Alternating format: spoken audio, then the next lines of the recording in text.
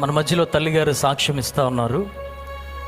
ఇంచుమించు తనకి 2 కుమార్తెలు వివాహం జరిగి 8 సంవత్సరాలు అయింది. పెద్ద కుమార్తెకు, రెండో కుమార్తెకు 2 ఏళ్ళు అయింది.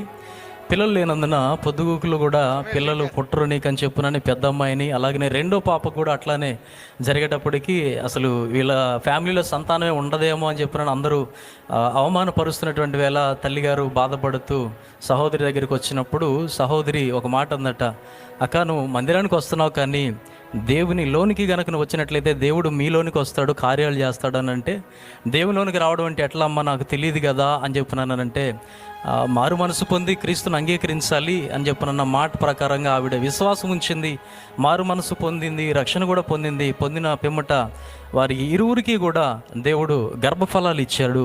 గర్భఫలాలు ఇవ్వడం మాత్రమే కాదు, గర్భఫలాలు ఇచ్చిన తర్వాత కూడా మరలా ఒక పరీక్ష ఎదురైంది.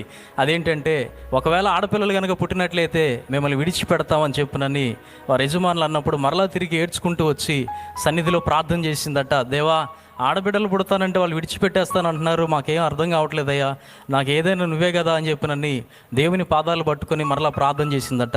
ఇరువురికి సులువైన కాన్పు ఇచ్చాడు. ఆపరేషన్తో పని లేకుండా ఇద్దరికి చక్కటి మగబిడ్డలను దేవుడు ఇచ్చాడు. కార్యం చేసిన దేవునికి స్తోత్రం.